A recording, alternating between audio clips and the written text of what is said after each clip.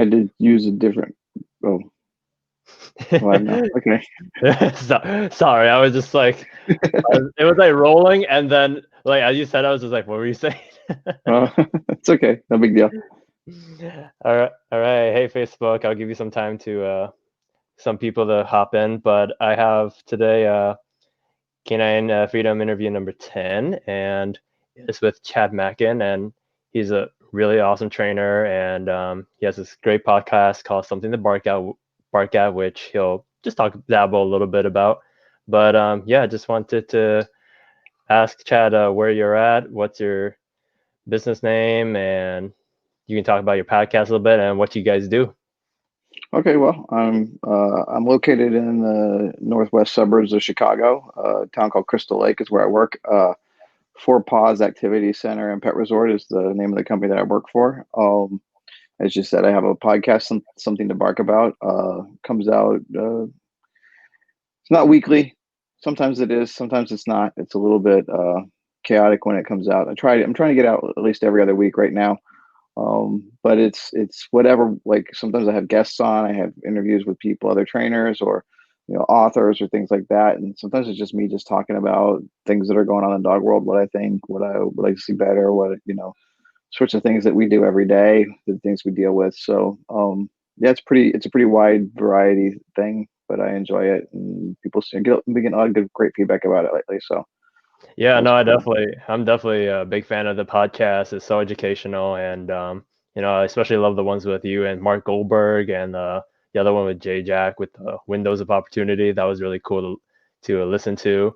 So yeah, any of my dog trainer nerd friends, or just dog owners that want to learn more, if you want to hear some really good info, educational podcasts while you drive, definitely look up Something to Bark At. It's Something to really bark worth the about time. Something to bark is about. something to, yeah. I felt like something was missing there, but that's I was like, of course I would mess that up like in the middle of the Uh, Facebook Live, but what can yeah. you do? Yeah, It, I had Mark Goldberg on my podcast a couple weeks ago, and I got the title of his book wrong. So, you know, the yeah, art of it's just training like your dog, not the art of training the dog. oh man, and I just ordered mine, so I'm excited to read it. It's a really nice book. Like just just the paper, the photos, everything. Like it just drips quality when you pick it up. It's really a nice book. Of course, Mark's Uh, a great trainer, and the content is good too. But I appreciate a really well put together book, and a lot of dog training books are not. They use cheap paper, cheap mhm. photographs. This one you could tell some love went into the design and the care and the crafting of the actual physical product, and that's kind of rare these days. And I thought it was a nice surprise. Oh man, yeah, I'm excited to read it, but I'm telling myself to read Let Dogs Be Dogs because I feel like I should read a little bit of that before I read of Mark Goldberg's newest book. So I'm almost finished with this. So, but yeah, I just this video we want to talk about just a lot of the time one of the most common things clients or dog owners reach us to as trainers about is just their dogs dragging them, pulling them on leash, and Chad has talked about in his podcast about just how what he views about leash pulling, and that's why I wanted to talk to him about it here, so you guys can get an idea too. But Chad, what are your thoughts with dogs when they're pulling their owners over, and when clients reach out to you saying one of the concerns is their dogs just pulling their arms off on a leash? Like, what's your thoughts on that? Well, there's a lot of things that break down in this. Leashes are an interesting proposition. Of course, that's one of the things that I became pretty well known for is leash work and teaching leash handling techniques and skills and in what I consider to be a non-confrontational approach. Now, when I started training, it was pretty heavy-handed. It was just if the dog went one way, you go the other way just as hard as you can, and that line pulls tight, that dog flips around, he goes, we're going this way now, and he runs past you the other way, and you repeat that process until he goes, oh, I better keep an eye on this guy because I don't know what he's going to do. And that was the first way I ever learned to stop a dog from pulling on the leash. And for probably 6 or 7 years, it's the only way I knew to stop pulling a dog. I mean, I'd seen other people, but that approach was so absolutely effective at the time that, I was like, I don't need to learn anything else. Like, this is fast, this is easy, it's quick, but it's fast and easy for me. Hmm. It was never easy for the dog, Right. right?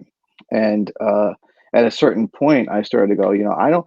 I would see what happens. I would see people walking with dogs who looked far more into the walk than the dogs I was training. Hmm. The dogs seemed more into the handler. Like my dogs were watching me for sure, but it didn't have that. What are we doing? It was more like, what, you know what I mean? Like Yep. there wasn't this connection. There is this. I gotta keep my eye on you because you're tricky. And that's not the same thing as, I think you're great and I want to do things with you. And Yeah. so I really didn't I started to see other trainers get that, and I went, I want more of that, and I had the privilege of working with Martin Dealey, and Martin is known as a gun dog trainer, or was known as a gun dog trainer. He was known as an e-car guy, but he was the first guy to show me that you can use a leash in a way that is not so aggressive. Now, he Hmm. was pairing it with the e-collar, and I thought at the time that the e-collar was the secret, right? Right. Right. But then down the line, I began to realize, no, no, it's not the e-collar. It's the way you approach the dog. It's this. Martin always approached the dog with this level of respect, right? This dog is not some subject of mine. This is a companion. This is a partner in this relationship. We're trying to build a friendship here, Hmm. and that he showed me that through the e-collar first, but there was leash work that went along with the e-collar. One of the things that's interesting, and I don't know that I've ever talked about this before in a public forum, so this will be a first thing for your guys. When Martin was teaching me e-collar, one of the drills we did was he would hold the e-collar on his hand, and we'd find a level, and then we'd start walking, and he would have the e-collar in one hand and the leash in the other. I'd have the remote in one hand and the other end of the leash in the other, and I was basically training him like I would a dog. Hmm. So he was checking my timing. When do I apply pressure, and when do I apply e-collar and all this stuff? So we found a level. This was on an old Tritronics Pro 500, which had 18 levels, right?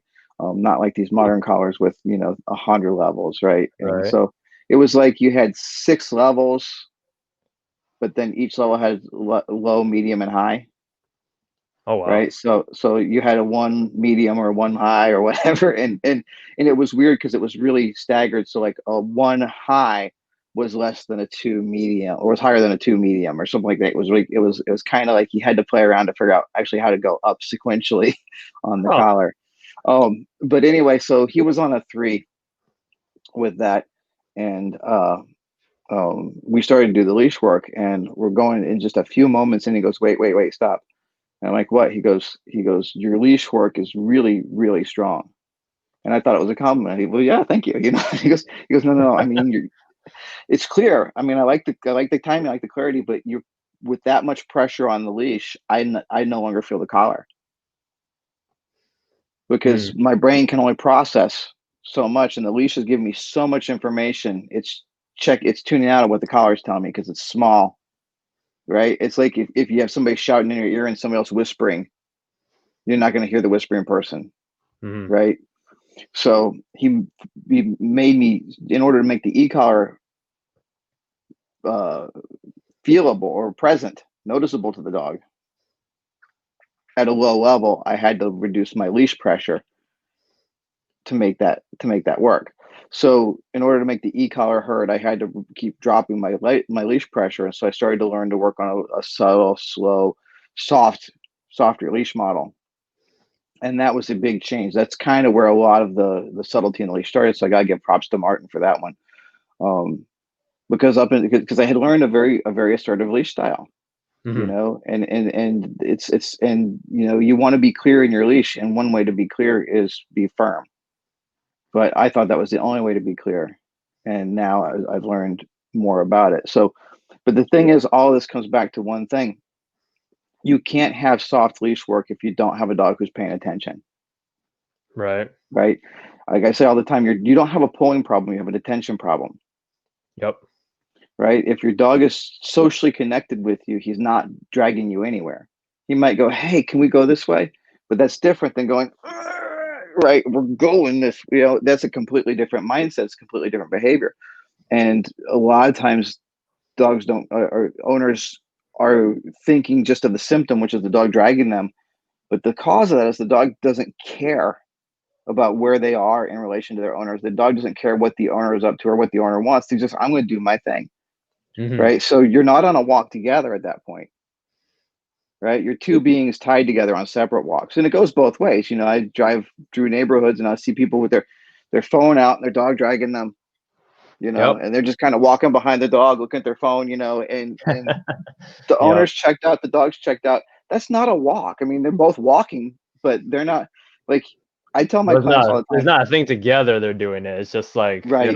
they're it's like one's in a state. I like compare this to like when a couple goes on like a honeymoon kind of thing where they're holding hands. It's like the wife is just like, "Oh my God, I'm so happy to be in the beach with you." Meanwhile, husband probably thinks about like, I don't know, the next Super Bowl game or like leaving the oven on at home. So it's just like both of you are physically there, but mentally you're not like you're not paying attention to each other, or like one party's not reaching to the other. Right. Yeah, one of my favorite analogies to explain this, because sometimes when we talk about social connection, I don't think you can really understand good leash work without talking about social connection as part of Sure. that, right? Yep. Because it goes together. So let's take a step back. If you ask the average person, you stop the average person on the street, average dog owner, even reduce it to just dog owners, what is the primary purpose of the leash? To just hold the dog. They're going to tell you to keep your dog from running away. Yep. Some people might say to keep your dog from running away and keep them out of trouble. Make sure they don't run in the street. Make sure they don't, right, whatever. But no one ever says, very few people, and I think very few dog trainers, if you ask them the question, to be honest with you, would say to strengthen my bond with my dog. Hmm. Very few people see it that way, right? And some people say it's a communication tool, but how do they use it to communicate? Most people use the leash to communicate. I don't want you to do that, Yep. right? The leash starts off as a fundamentally oppositional idea in our head. Most people see the leash as a tool to make sure the dog doesn't do something we don't want them to do. Right.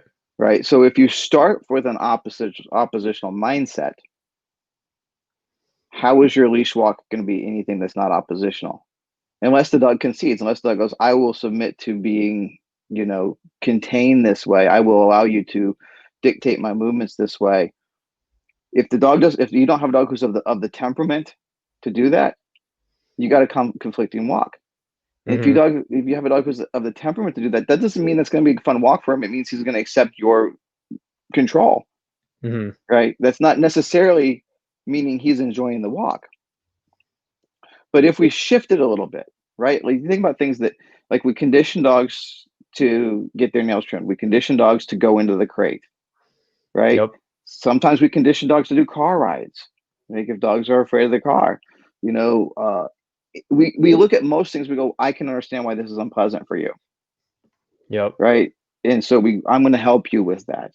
But with walks, we just assume the dog's going to get it, and Hmm. we sometimes get offended if the dog doesn't get it, right? Like he doesn't like me. Why isn't he staying with me, right? Yep. Now here's a real interesting thing. Jay Jack has this really really cool demo that he does, and I've done it a few times with clients, and it's never failed. It works every time. But what he will do is he will he will hold a leash in his hand, like a standard 6 foot leash, and he'll start walking with somebody. And he says, as we walk, I'm going to start drifting away from you, right? You tell me when I get far enough away that it no longer feels like we're walking together, no longer feel that social connection, right? So they start walking, and he veers off, and they say stop. And what he will do then is he'll take that leash and he'll unwrap it. And he'll hold one end, he'll toss the other end to the other person. It's almost always right at the end of that 6 foot leash. 6 feet is where we as a species feel social distance. Hmm. That's the social distance that they're telling us with the virus. 6 feet, because that's where humans begin to feel alienated from the person next to them. Like Mm. I don't think there was any study done where they measure how far the virus can travel out of somebody's, once Right. it's exhaled, right? They just go, this feels right to me. This feels like I'm no longer breathing your air. right? Okay. I think that's Yeah. where the 6 foot comes from. But dogs, if you watch dogs walk together, they often have a much greater social Yeah. distance, right? Yeah. No, I agree. I just watch how, because we go off leash hiking with my dogs, Mm-hmm, and we'll have like, and me and my roommate will have 5 dogs together, and we go this off leash hiking spot, and you know I'm walking so far, but my dogs, like my Belgian Malinois, we got pitties, and they're just going off like 10 feet, 20 feet of like just going off in the distance, and they'll come back, but it's just they got mm-hmm, 4 legs, and I've got 2, and the amount of distance they can cover versus me is totally a big difference. mm-hmm. They move faster and they move at a great, and they don't tend to need to be as close to feel the connection. Hmm. For whatever reason it is. Maybe it has to do with they have a stronger nose, so they can smell their friends further away. I don't know. Maybe it's their visual acuity. Maybe it's just what natural selection is favored in them. But the dogs just tend to drift at a further distance than humans do. So they move faster and they move at a greater distance. The leash is our solution to that. That's why if you put most dogs on a 15, 20 foot leash, you don't have a pulling dog anymore, Hmm. right? Yep. We'll give them 20 feet, and most dogs are going to be fine with that. They're not going to argue with that line. But you put in a 6 foot leash, and they're like, "What's up? Why you need me so close to you, bro?"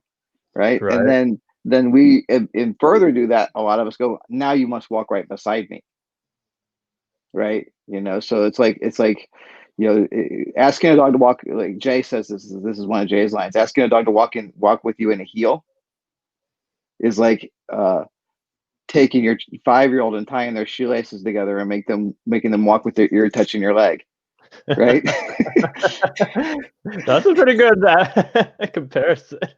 Like that's not like you can make that enjoyable. You can make that a game and a trick and a fun thing, Hmm. and they can get into it.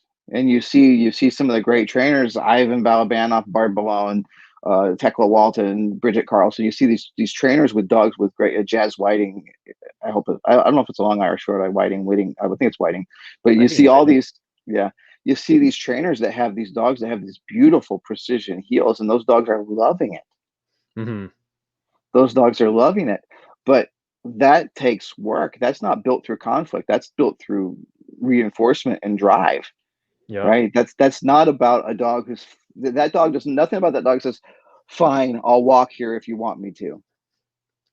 None of That's it how is that. I feel, is like most of the dogs are just like, fine, I'll walk like that, because I mean, I go with I see like different dog trainer and like different viewpoints. It's like I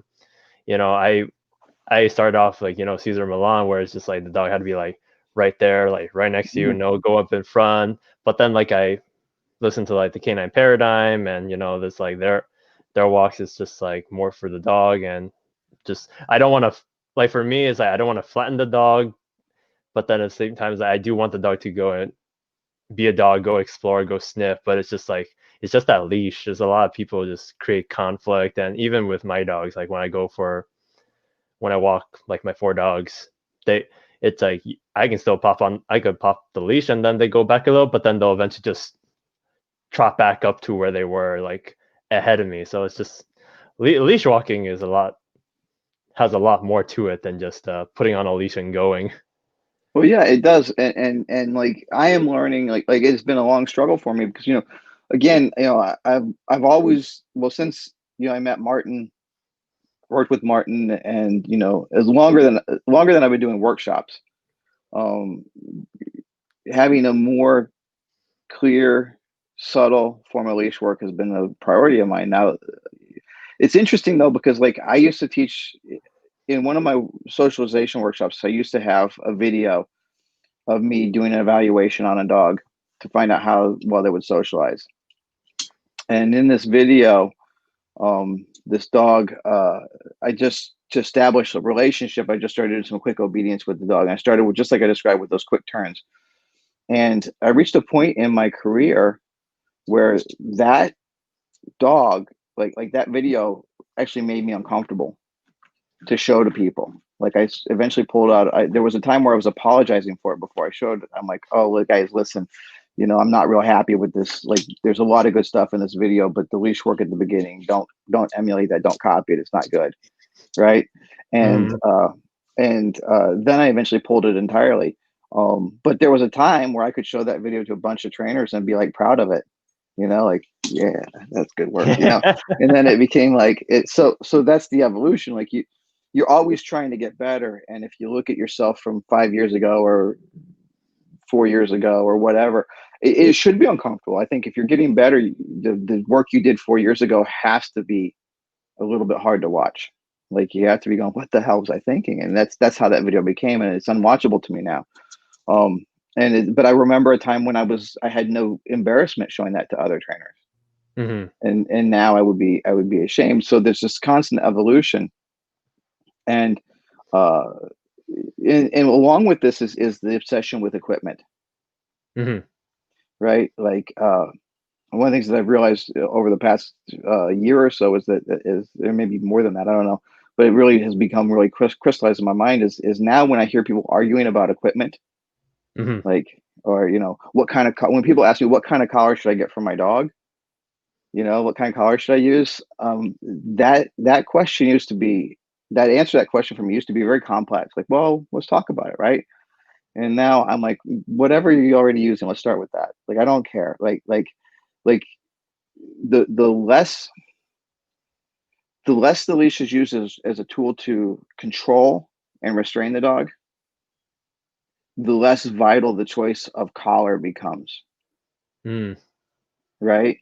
Right. So don't get me wrong. Like somebody comes in with an obvious mobility problem, whether it be age from age or infirmity or just size. If you're 80 pounds and you've got a 140-pound mastiff, yeah, we're probably going to be talking about a prong collar for that one, right? Mm-hmm. Like, I mean, I'm not ridiculous here, right? But assuming that you're healthy and your dog is of average size, we're not going to start with what collar gives me the most control. We're going to start with let's teach the dog how to respond to the collar that he's already used to and you're already used to. I Okay. don't need to add something new, right? Now, Mm-hmm. if somebody comes in with like a body harness, we'll talk about that because there's some things I like to use directional pressure and it's a little bit less clear on a body harness. Oh If yeah, a dog definitely. if a dog is likely to come up the leash at me, we're not going to use a body harness, right? Because it's going to make it a lot harder for me to defend myself if the dog does come at me. Mm-hmm. So if I think there's even an outside chance that dog's gonna be like, you know what, I don't like what you're doing, I'm gonna come at you. We're gonna put a collar of some sort on that dog. But again, it's usually not about. I usually don't think about. I think about security, like safety, not about training advantages and disadvantages to a large extent. Again, don't get me wrong. I'm not saying I'm not opposed to any piece of tool use or any piece of equipment used correctly at all. Whatever you want, but I don't focus on equipment. I focus on connection. Right. So for a long time, I was the slip lead guy, right? Like I can train any dog with a slip lead. That was my thing. But I would say I don't use flat collars. I would say flat collars weren't good enough, right? Because Mm-hmm.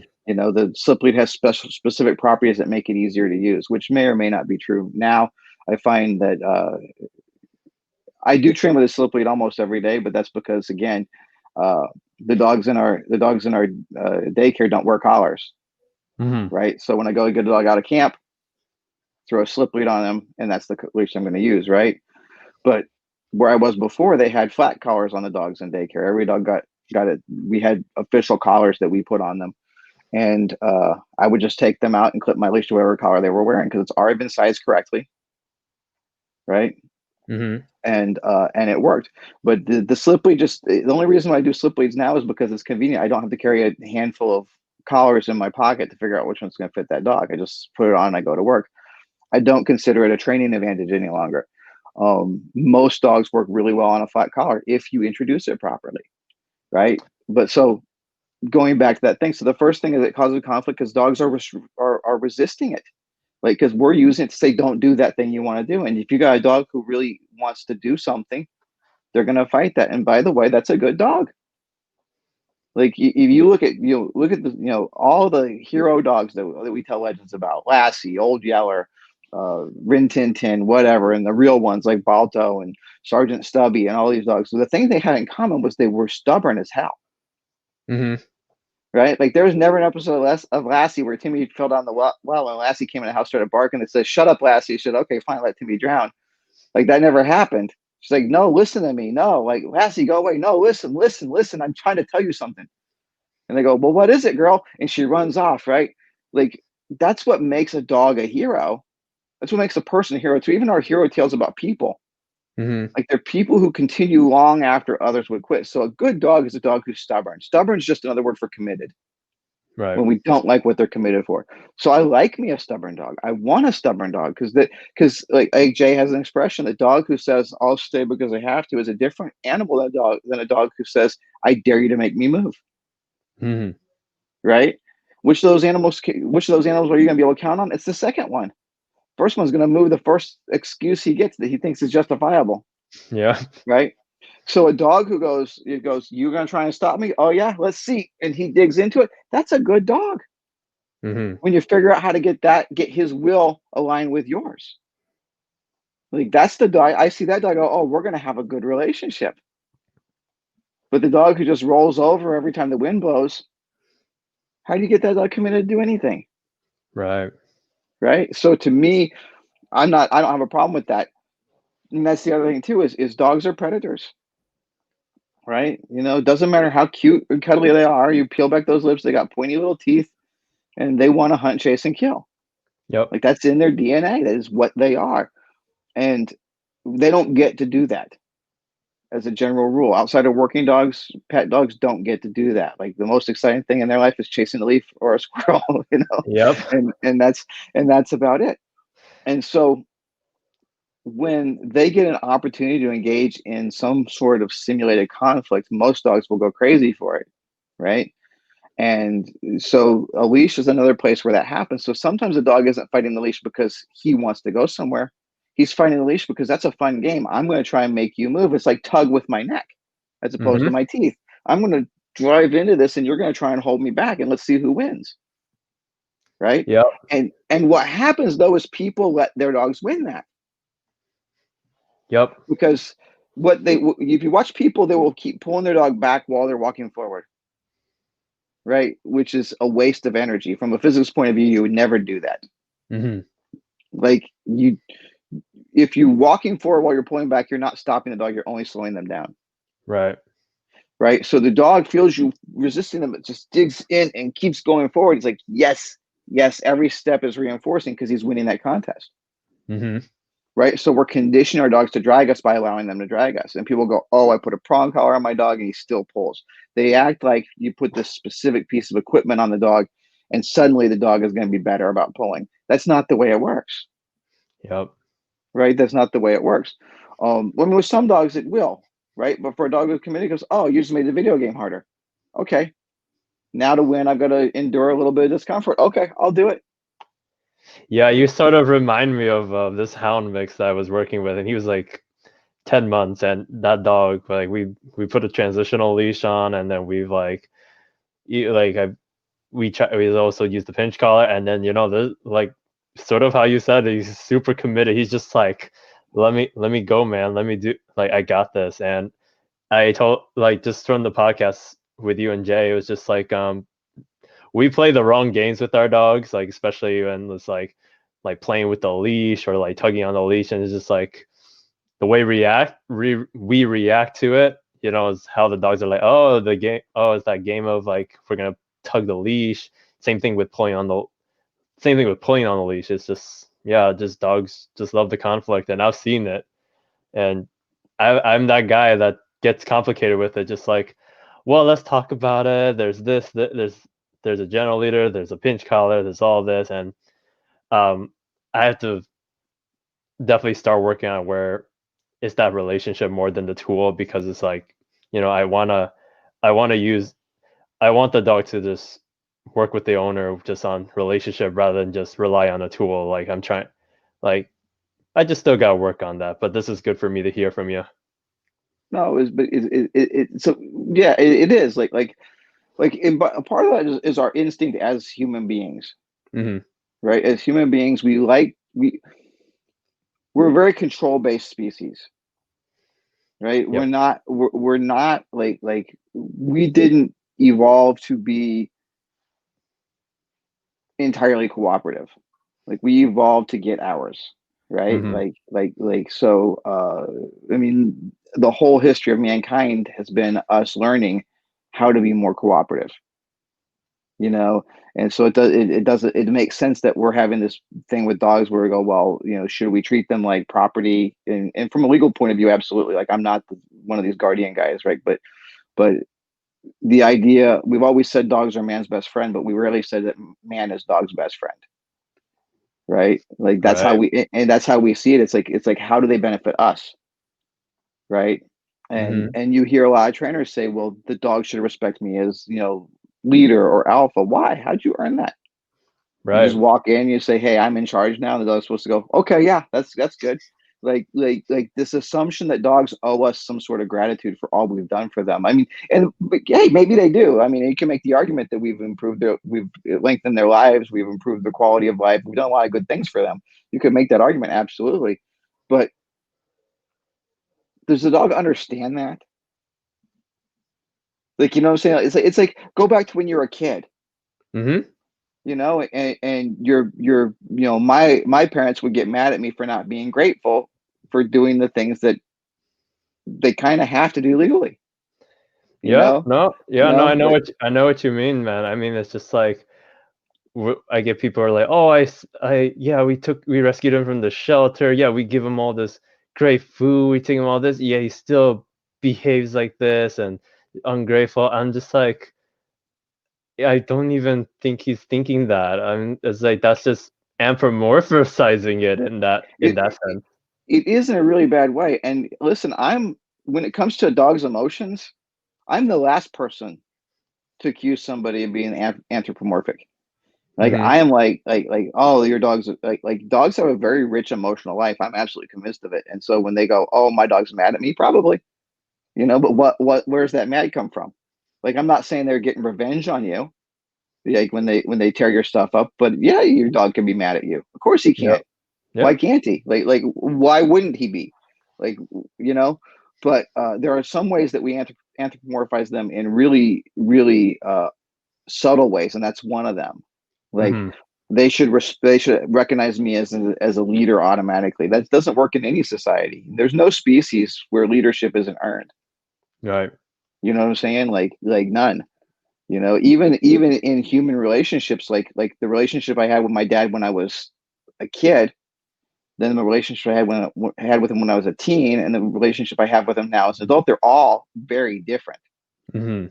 And there was that middle part, that teen part, where we were battling, you know, where I was trying to define myself as an adult human being separate from his identity.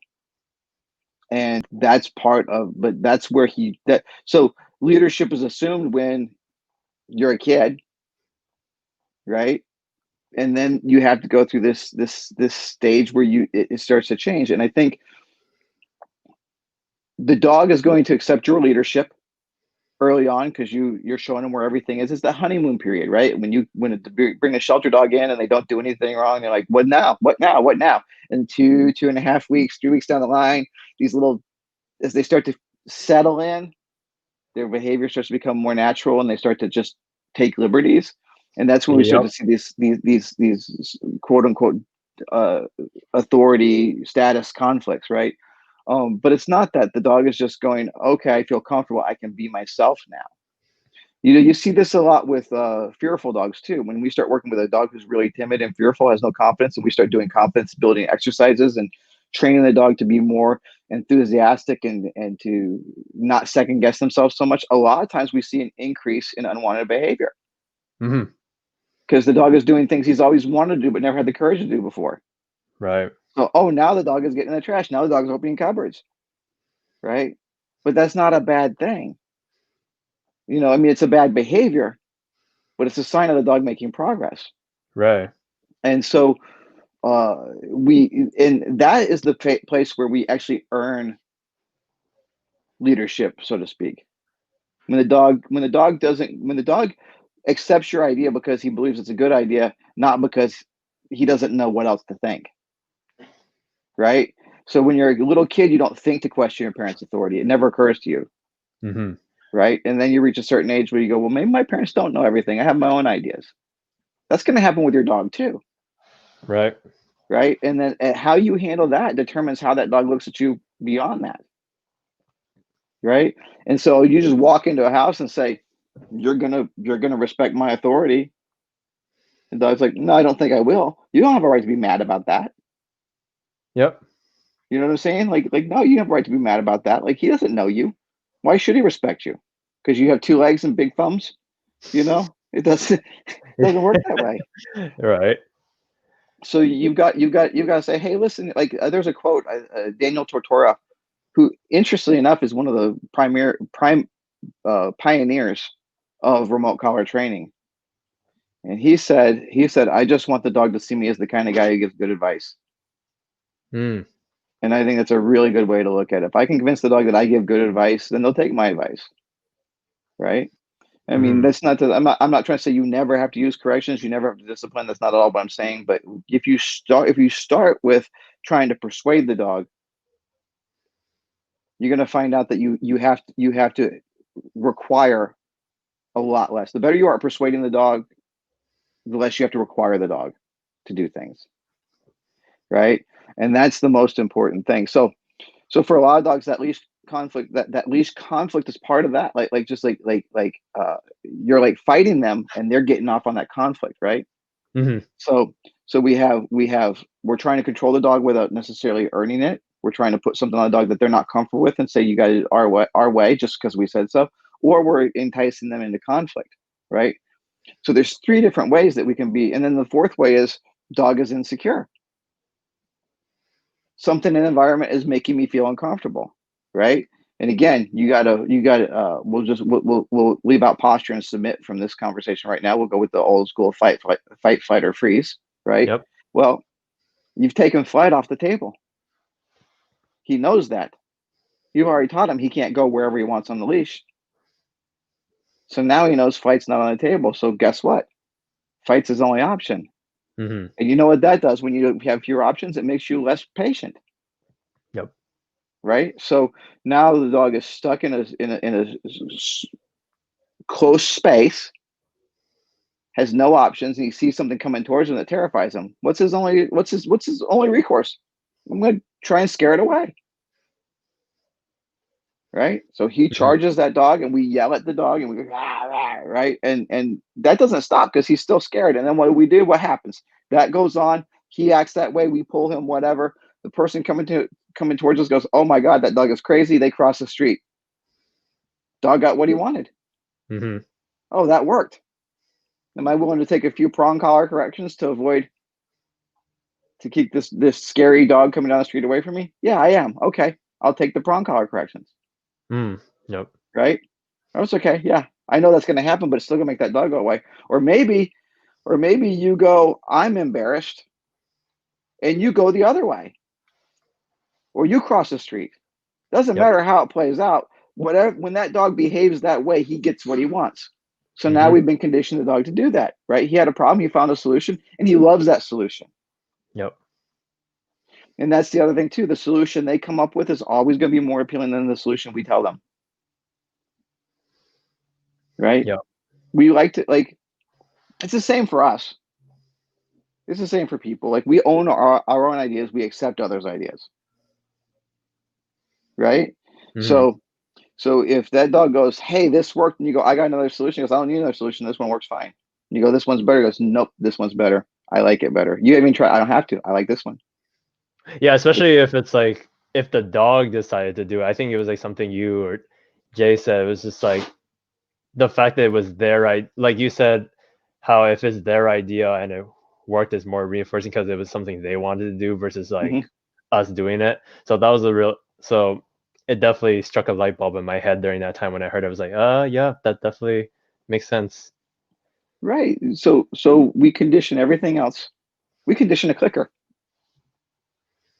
Right? If Yep. you teach a dog a clicker, you click treat, click treat, click treat till the dog hears click, goes what? You go, okay, now I've conditioned my clicker. Right? But Mm-hmm. we don't condition leashes. By and large, we just stick it on the dog and we go. Right? And Yeah. so the idea, so if we can start to convince the dog to think of the things that we want. If we can create a situation where the dog comes up with the idea and we confirm that idea, it's a lot stronger than if we go, no, here, do this, right?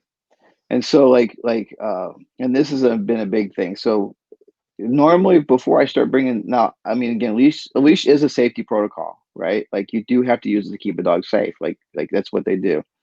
Um, uh, you have to keep them safe. So there is some wiggle room in here, right? Hmm. But so we'll talk kind of with Jay's windows, like when taking a dog out for a potty walk or something like that. That's the find your own fun window, right? Or you know what I'm saying? Like I'm not dog doesn't need to be connected with me. I don't work. The leash then becomes sort of just a restriction to keep the dog safe, right? That's not what I'm talking about. I'm talking about training, the training environment, right? So when I bring the dog into the training environment, in that window, cooperative work, that work window or that play window, the leash becomes very unimportant early on. Like I don't start using the leash to teach things until I've already taught the dog a success marker. Success Hmm. marker. Dog is already queuing up on that yes word. The dog is already following me. I've got attention. Like in a relatively non-distracting environment. Like I'm not doing this like necessarily, in the field or something like that. I've got, a relatively low distraction environment where I have some control over what the dog is seeing and hearing, and smelling. Uh, but the dog is already following me. The dog is already choosing to look at other things than look back at me. Right. Okay. When we get to that point, then I start adding the leash in. Right. And so what I will do is I call it look, leash, treat. Right. Because that's the order. I wait for the dog, got some food, and it can be, you can use toys or petting. Like I like food because it's fast. Right. Right. If you want to pet a dog to reward them, there are a lot of dogs who are more responsive to physical affection than food. There are tons of them. My own Yep. dog is one, right? The problem is physical affection has to have duration to be meaningful. Like I always tell my clients, nobody likes a 3-second massage, Yep. right? It's better to not even start if you're only going to do 3 seconds, right? You just get somebody's hopes up, right? It's the same thing with petting. So if you're going to use physical affection, you got to take some time with it. Make sure it's enough that the dog finds it was adequate reward, a motivating reward, right? It can be rewarding without being reinforcing. Like Hmm. reinforcing means that it makes the dog more likely to do a thing. Like if you go, hey Chad, here's a quarter, I'm like, oh thank you, I'll put it in my pocket. That's awesome, right? If you say, hey, will you help me move for a quarter? I'm like, nah, nah, I ain't doing that, right? That would be something. Here a quarter, like in our economy, that would be insane. Yeah, but you see what I'm saying? Like how much it takes to make me feel good about what you paid me Hmm. depends on how hard I work to earn it, right? So petting can be very rewarding for dogs, but it takes time. And how much time is a little trickier of a thing to judge. But food, you go, boom, there's a piece of food. The dog eats it, goes, what's next? Right? Right. And so it's faster. That's why I like to use it. It's not that it's necessarily better. It's got that element of speed. Same thing with play. If you want to play with a dog, you're gonna play for a long time. Like you can't just go, oh, okay, done. Like later Yep. on, like you see some of the top trainers, they'll do that with their dogs and they just need that little bit of that. But at the beginning, again, it's slow. So I like food for that, but I'm not necessarily. I like to reward the dog, and food is the most efficient way I know to reward most dogs, right? Early Yep. on, especially. So I wait till the dog looks at me, and the moment they look at me, I start bringing them in with leash pressure, right? And then I mark and reward. They get close to me. Yes, I give them the reward. So the leash pressure becomes a predictor of that yes marker. The yes marker is a predictor of the reward, right? But now the big difference is waiting until they look at me because a lot of trainers, and I did this for years, I don't even remember where I got it from, where I would just put some pressure on the leash, right? And well, actually, no, I know exactly where I got. I mean, it's everywhere, right? The release of pressure as a reward is everywhere, but there was a specific exercise I was doing where if the dog wasn't looking at me, not necessarily focused, wasn't looking at me, I put some pressure on the leash, and when they look at me, I'd say yes and reward, right? And Jay has his pop reward technique too. He'll Hmm. pop the leash, reward the dog, pop the leash, reward the dog, pop the leash, reward the dog. So this is all kind of rolled together into one sort of thing, right? Um, but uh, the difference now is applying the see. everything that I'd ever learned about leash before, even that I'm just talking about, you apply the pressure so the dog looks at you, that you reward. That's negative reinforcement, Right. right? You're applying the leash pressure, and the dog turns the leash pressure off when they look at you. I've reversed it. When the dog looks at me, I turn the leash pressure on, and it guides them to the reward. Okay, Okay. right? So it's a complete from a learning theory point of view, it's a completely different animal. But the Mhm. important thing is the dog looks at me. The dog goes, "Hey, I think I should check in with my handler." I go, "You know what? That was a great idea. Let me show you how good idea that was. Wow, you had a great idea. Here, let me show you." So in other words, I'm letting the dog believe they were right, as opposed to telling the dog that that was wrong and this is right. In other words, when I put the leash pressure on, I'm saying, "Hey, that's cool, but this over here is cooler." And the dog might go, "Fine, okay. Oh yeah, that is pretty cool, but I still want to know what's over there." But when I wait till the dog gives up on that and looks at me on their own, and then I go, "Oh wow, that turns on the pressure, and this is the reward." That creates a different idea about what leash pressure means. Leash pressure Right. tells me how to get to the thing. They're not they're not avoiding the leash, but they're going to skip that step if they can, Right. right? Like, because that's the other thing too. Dogs will skip unnecessary steps. Okay. So if they look back at me and they can get to me before the leash pressure turns on, so much the better. But they're not avoiding the leash pressure, right? Right. And then later on, when I have to use it, the dog is looking at something else. I go, "Okay, I need to pull you away from that." The dog has a less conflicting idea about leash pressure at that moment already, right? And then you combine the other thing that I do is I try not to sustain leash pressure for long at all, right? Like again, you know, when I started to prepare dogs for the GRC social responsibility test, one of the rules in there is that the leash can't stay tight for more than 3 seconds, right? So as a strategy for training a dog to pass the SR test, I started cutting out leash pressure before 3 seconds. Mm. And what I started to notice was that dogs were responding to it faster. I'd shut it off and then turn it on again, shut it off and then turn it on. So I started experimenting with this. And this goes back to the whole idea of conflict. I decided I realized that if the longer the dog leans into the leash, the more committed they can become to leaning into the leash. Mhm. Right? If the dog is getting off on that conflict, the longer I keep it up, the more rewarding it is for the dog. Right? So I started cutting that off before 3 seconds as a strategy to teach dogs to not lose points in an SR test. But I saw that it began to make the dogs respond better. And now that has morphed from that to where it is now. Is now I call it roll back and release, right? So the idea is when you go to driver's ed and they teach you to stop at a stop sign, what do they say? They say keep your foot on the brake until you roll back. That's how you know you come to a complete stop, right?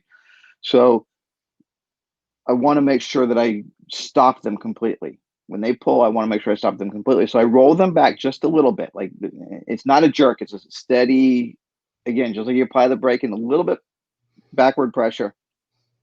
So the old school, old way we describe, or the way I would describe leash pressure is you have to equalize it. You have to match it, right? The dog is pulling forward 5 pounds, you need to pull back with 5 pounds. So the dog doesn't move forward. Like that's the kind of the thing. And then they yield to that a little bit. You give them the active release, right? What I'm doing now is if they're going putting 5 pounds of pressure, I'm gonna put 5.2 pounds of pressure. So they move back just a little bit. And then as soon as they move back, I release the pressure. I give them slack. I take Mhm. the fun out of the conflict. Now, some dogs will lurch ahead right away, and I repeat the process. And that creates a weird little illusion. Like I had to tell people, it looks like I'm jerking the dog, but I'm not. I pull the leash back, I give them slack, the dog pulls forward, and he jerks me forward actually. Because I Mhm. want to absorb some of that. I'm not bringing him to a stop. I will absorb some of it. Then I roll him back again and release him. Roll him back. It's almost like rowing a boat, right? Yeah, I think you had a YouTube video with a big lab mix or something like that. Yeah, it's a Dane. Yeah, Yeah, I think Walter. it was yeah, I think, like, I saw a little bit of that and, like, I kind of had an idea, but I definitely wanted to think about It, definitely wanted to talk about that and, But What's funny about that video is there's a comment on there. Somebody put a comment on it. The dog's not pulling on the leash. Do it with the dog who's pulling. He's not pulling because I'm doing it right. Like that's the effectiveness of the with. That's not going to work with every dog. Like there's no thing that works with every dog, right? right, So I'm not saying that it works with every dog, but this is a real great way to avoid creating conflict with the leash, right? yeah, Right. The other thing is which direction do you apply the pressure? Right. So what happens? Dog pulls on the leash. People are walking behind them, so the leash goes from the back of the dog's neck all along the spine, down the tail, straight into the person. The dog's energy is being directed in its strongest way. Right. Forward is the way dog can generate the most power. Now, pound for pound, dogs are stronger than humans. Period. yep, Okay. Not only that, but they're pulling us forward and down. Right. And we don't have a point of balance in front of us because we're bipedal, not quadrupeds, right? right, So so that forces us every time they pull us forward, we that forces us to take a step forward to keep our balance, right? So I don't want to compete with the dog on his strongest axis. yep, If I can shift over to the side, now the dog can't drive forward. As I say all the time, it's easier to steer than to stop. That's why we have to hmm, replace our brakes more often than our steering components. yep, Right. So if I can get to the side of the dog just a little bit, not like you're never going to get 90 degrees, but if you move in such a way so you're no longer going 12 to 6, but you're kind of going at that like 430 or 730 angle, hmm, right? Then you can get that dog to steer rather than stop them, and that maximizes. And also, that's real important if you're working on flat collars. hmm, Super important because when you're on a flat collar, if the dog is pulling this way, all that pressure is just like that, right? The back of the collar is not even touching the dog's neck, right? But if you go to the side, then this is where all the pressure is going, right? So that protects their trachea. So sideways pressure is better for a flat collar too. And the other thing is you get that leash low, right? Again, why can the dog pull us forward? Because he's pulling our weight forward, mm, right? yep, It'd be much harder for the dog to move us forward if he was pulling us upward, but he's pulling us downward because he's lower than us, right? If you get that leash parallel with the ground or slightly lower, that's going to help you turn the dog faster too, yeah. right? And So, I definitely had success with a client with that, and I think I watched that video like twice. mhm. Then I practiced that with the park, and then I was like showing. It took me a little bit to show the clients like, don't pull back straight, lower that leash, go to the side, and then like it made some really cool results. So I was like, yay, I did it, and then I was just like, I did it, I did what the video said. I was just like, yes, and I was just like, no, the rest of the dogs I gotta work with, I got to teach this soon. But yeah, no, I like that. It definitely made a difference because it was just like because when I saw the client do it, it looked like a jerk, but it wasn't. It was just like that little bit, and then let Mhm. go, and then the dog, and we turned a different direction. We did it back and forth, and it it worked. It just worked, and it was just like cool. It was like Yeah. I gotta work on that. So I think it really does matter. And adding the food in again, they turn and look at me, yes. Turn and look at me, yes. Like so, everything starts tying into this idea that the dog wants to be checked in with me. The dog wants to be with me. The dog finds me to be the most exciting thing that's available to his in his bubble at this moment, right? And that's Yeah, how we build. And so again, the mystery of leash work is not how to make leash harder to ignore. The mystery is to get the dog less intent on ignoring it, or I should say, make the leash more interesting to the dog so he doesn't want to ignore it. right. Yeah, Right. like going back to the process, Chad. Like when like as you're doing like the yes marker, and then you're getting the dog to follow you. Um, Is the dog like on the 10-foot long lead, or is he off leash when you're trying to just get him used to that before you add the leash? So the process I do is pretty straightforward, and it's probably not that different from a lot of people. I don't know. I don't think I picked this up from anybody, Hmm. um, per se. But I think it's probably what a lot of people like. What a lot of people will come up with. Like, I don't think there's anything unique about this. I think it's probably people see variations of it. But so the way I would start is I start just like I would like I charge the first thing I teach a dog is the yes marker, right? Hmm. I mean, assuming there's no behavioral deficits, right? Like if it's a fearful dog, first thing I do is try and get them out of fear. Like, like Jay says, start by getting them out of fear, rage, and panic, right?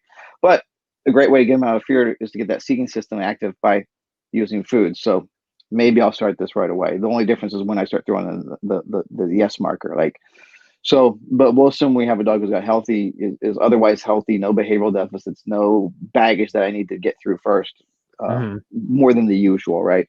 So I'm just going to stand there. I'm going to have high value food. I mean, I actually high value. I usually use kibble. I usually use kibble, but it's high end kibble. It's not like all Roy. It's some good stuff um, Nice. that most dogs are going to like. Like, it's highly palatable. I found anyway. But if I need to, I can get some higher value stuff. I can get some ZWE or some cheese or something like that. But normally it's kibble, right? So I'll Hmm. just stand there and I'll just start charging the marker. So say yes, wait a second, toss a piece of food. I don't care what the dog is doing. I'm not rewarding anything. I'm just getting the dog to win again. Yes, wait a second, toss a piece of food. Yes, wait a second, toss a piece of food. Right until the dog is looking away and I say yes. He goes, that's when I know I got him. I do it 3 times in a row though. I have this thing about three, so I'm going to test it 3 times in a row. When 3 times in a row, he's looking at me, not with purpose. Like, if you throw the food, if you say yes, and the dog kind of just casually looks your way, but you can't tell that it was a decision, it wasn't a coincidence. I don't count that, right? I see the dog look at me and go, yes, yes. And once he's doing that, then I'll start. I start with what I call the attention game, and I break these. It's all one game, but I break them down into separate games for my clients so they know the difference, right? So the Hmm. attention game has a different rule. Now the dog has to look at me to turn the food on, right? So I'll say I'll toss a piece of food on the ground at the end, like the last. So I'm charging the marker. Yes, toss a piece of food on the ground. Then I wait. Dog looks at me and I go yes, and throw the next piece of food on the ground. He goes, oh, that's interesting. He looks at me. I say yes, throw the next piece of food on the ground. And he looks at me, yes, and then he starts going, oh, and then again I wait till that point where he's looking at me. He's picking up the food and immediately turning looking at me. Picking up the food and immediately then looking at me, right? Then I add my duration marker, my good marker, right? Which is a keep going signal, intermediate bridge, tertiary reinforcer, whatever language you want to use, Hmm. right? But the whole idea is that's going to keep him in behavior, right? It's going to keep him doing this. The way I say it to my clients is goods lead to yeses, Mm. right? That means you're getting warmer. You're on the right track. Keep doing what you're doing. Good. So I'll just go. I'll just hold some food in my hand. Good, good, good. Yes. Good, good, good, good. Yes. Good, good, good, good, good, good, good. Yes. At some point in time, get enough goods, I'll jackpot the dog. Like, again, I want him to learn this sort of NEPOPO concept of the harder I work, the better the reward. Hmm. Right. Then I start backing away from the dog, and he starts following me. Good, good, good, good, good. Yes. Good, good, good, good, good. Yes. I do some turns. I do some turns. He's following me. I'm backing away, and this is I call this follow me. I have two follow me exercises. Follow me front, which is this one, and then I switch to follow me side. So I'm backing, backing, backing. Then I start to walk forward. And the dog will swing around, usually right into a pretty good approximation heel position. I go yes, and I'll walk a few steps like that. Yes, and then I'll back up again because most dogs are more comfortable with the follow me front than follow me side, which is weird because we're told to believe that face to face is ruder for dogs. Yeah. But most dogs, they do better with this. I do follow me side. I can see their confidence start to drop pretty quickly. So I've got to jump back into that backward motion quickly, right? So we do short doses of follow me side because it's less comfortable for them. They're less confident. And then we reward with the front, right? But at this point in time, what am I teaching? I'm teaching rewards come from the 12 o'clock position and from the 9 o'clock position. So I'm starting to condition them to look for those spaces next to me, Huh. Okay. right? That's really cool. I'm like the bulb is like the bulb is lighting out. I'm just like, okay, that's cool. That's simple too. That's really Yeah. cool. It's really fast, and then usually within 10 minutes of starting a session, I got a dog walking right next to me, and it's a very food motivated. It's not a good heel. Like, you could not like I'm not saying like you could take this into an obedience ring or anything like that, but it's a nice approximation of heel. It's totally food motivated at the time. As a matter of fact, it's not uncommon for me to go to pet that dog. Like, I still don't trust you, but I'll take food from you. Right? Like, I'll follow you for the food, but I don't want you touching me. We ain't there yet, buddy. Right? And You have to so buy me more dinner for that. well, I mean, it's time, right? Like, Yeah. because what you're doing with food is again seeking reduces fear. Yep. The seeking system reduces the activity of the fear system, right? So I'm getting them. They're still in a bit of approach avoidance, but they're stronger in approach than avoidance. But if I add that social pressure, if I want to touch you too, that's going to kick that avoidance up above the approach, right? So sometimes they're just not ready for that. But so then once I do that, then I start introducing the leash. And is it on flat collar or is it like the slip Well, like I leash? said, it's usually a slip lead because that's what I pull them out of camp with. Like, I just carry Hmm. a slip lead around with me all day long, Okay. right? But when, like I said, the place I was before, they had collars on dogs, so I just used a clip leash, you know. But now that they're not having collars in there, I'm back to my slip lead days. But again, the equipment is pretty much irrelevant at that point because the Right. leash is barely a factor, right? And that's the most important thing. The less you rely on the leash, the less important those decisions about what leash you use become. Right. And that's the big thing. It's like, it doesn't really matter because the dog's not working to avoid leash pressure. Leash pressure is just another layer. Like, again, in every like construction of anything good, any good construction project includes fail safes, like backups, redundancies, right? Like, you never want to have, one beam that's holding everything up, Hmm. right? You want several beams to distribute the weight. Oh, so if one beam fails, you're still good. Yep. Like, as I understand it, a commercial jetliner can fly on one engine, but they got four, Hmm. right? Yeah. So if one goes out, it's not a tragedy, right? Yep. No, you got four, so at least there's three others running it. Yes, it's the same thing. So if my relationship with the dog fails, if the reinforcements I have already have fails, if the condition I put in the dog to building this focus on me fails, the leash is still there to make sure that nothing catastrophic happens. Right. But that's where the leash should be. It should be the airbag. It shouldn't be the steering and the brake, Right. right? Okay. And but you do need an airbag. Like, you need an airbag. I mean, the leash can be used a little bit. Like, I'm not quite, the metaphor breaks down a little bit because I do use the leash to communicate a lot. But if I were to say what gets that dog in the position that I want him to be, what percentage of that is leash work?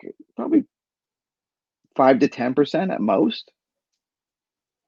Maybe for a real low motivation dog, it might be more than that, right? Because listen, there's going to be at some point in time, if you're a professional trainer, at some point in time, you're going to run out of that dog that you just don't have something that gets them. They're just like, I don't care about you. I don't care about this. I just want to chase squirrels all day long.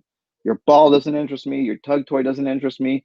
Your other dogs don't interest me. I have a thing that I want to do, and that's all I want to do. And then you meet that dog, you gotta go, listen, bud, I get it. Still got to walk with me though.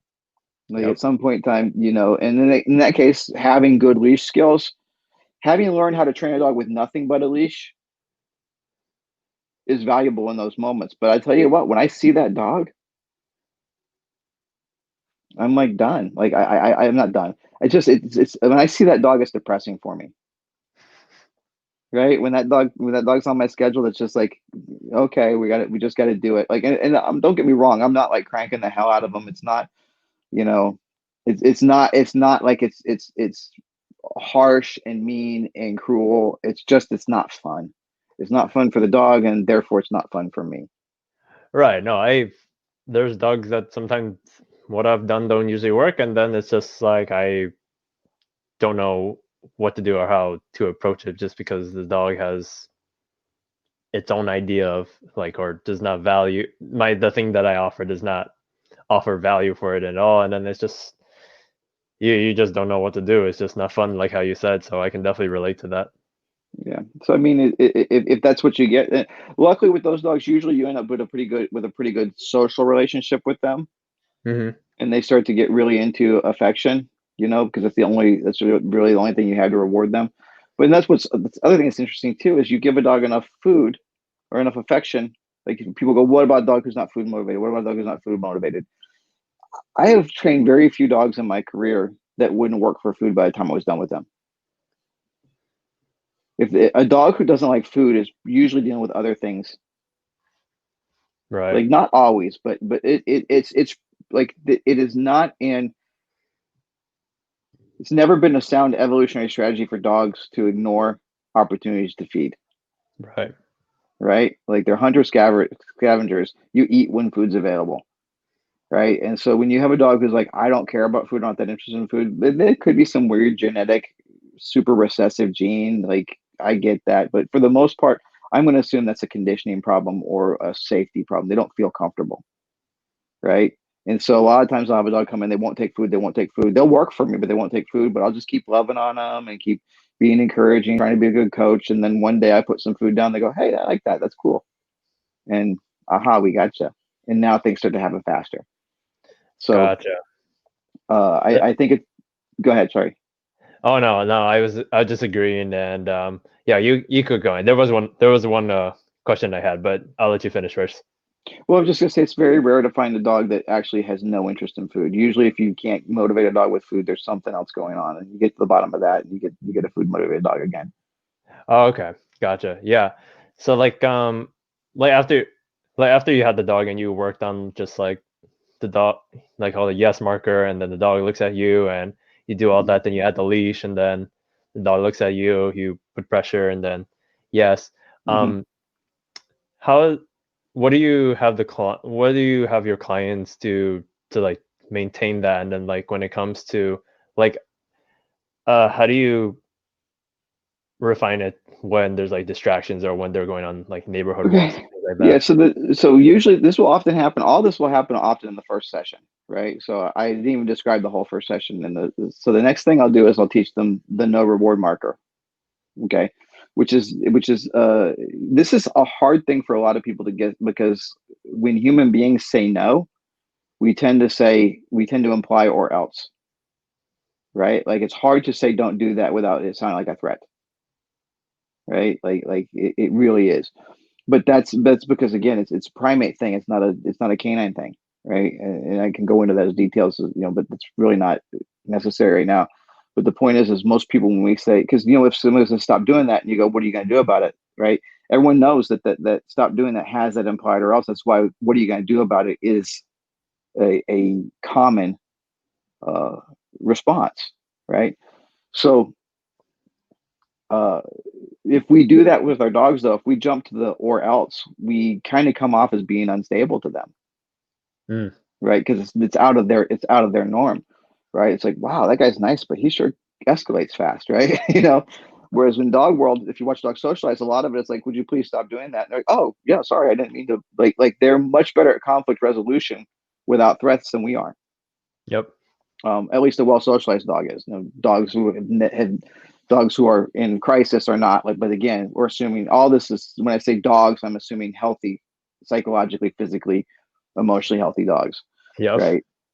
That's Not just important. any dogs at the dog park or things like that. Yeah, because there's somebody going, no, my dog is terrible at negotiating. Yeah, well, yeah, there are exceptions, but as a general rule, you know, so but so when we teach this no reward marker, the first thing is to teach people that it's not a threat, it's information. So the way I describe it is like if you go, oh, I want to go through that door, and I go, oh, you can't go through that door, that's locked, you have to go through that other door. That's what the no reward marker is for me. That door is locked, let me show you the way that you have to go, or let me help you figure out the way you have to go. So what I'll do is I'll get a paper plate with some food on it, and I'll put it down on the floor in the training room, and I'll walk the dog towards it, right? And when they pull, like they've already done attention work. They've already done the look, leash, treat at this point in time, right? Mhm. So what I will do is when they walk towards it, I'll say like that. It's not it's I always threaten people if they can't say nicely, I'm gonna make them say oopsie because you can't sound threatening when you say oopsie, Right. right? And I've never actually had to make somebody say oopsie. The threat is enough, Like, nobody wants to go, we're going to go, oopsie. Nobody wants to do that with their dog. So I go, and then I block them with the leash so they can't get to it. And I will try to do that roll back and release if I can. Like I said, it doesn't work on every dog. Some dogs are like, are going to keep slamming into that leash over and over again, and it's kinder to not do that. But with most dogs, I will. I roll back and release, and I wait.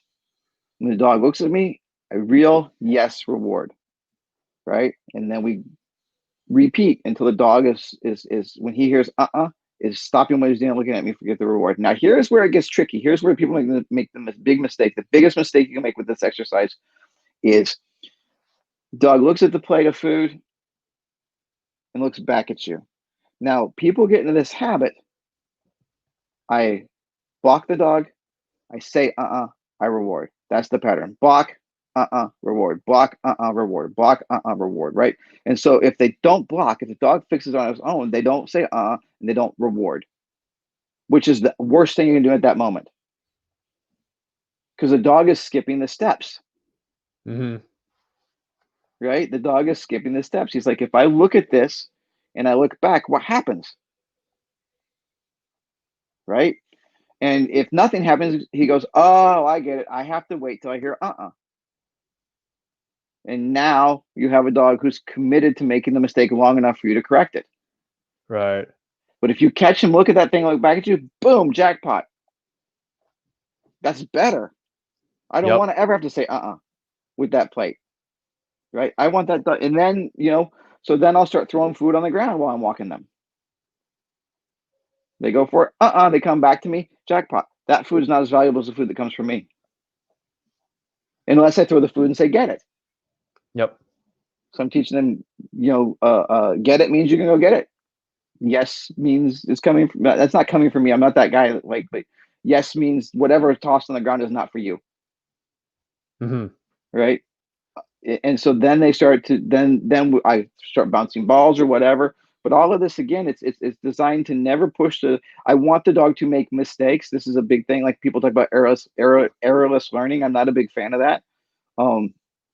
If you've ever read The Talent Code, he talks about the first part is on deep practice, right? And he talks about one of the things that people who are great, that when they practice, as soon as it starts to become comfortable, they make it, as soon as it starts to become comfortable, they make it harder on themselves.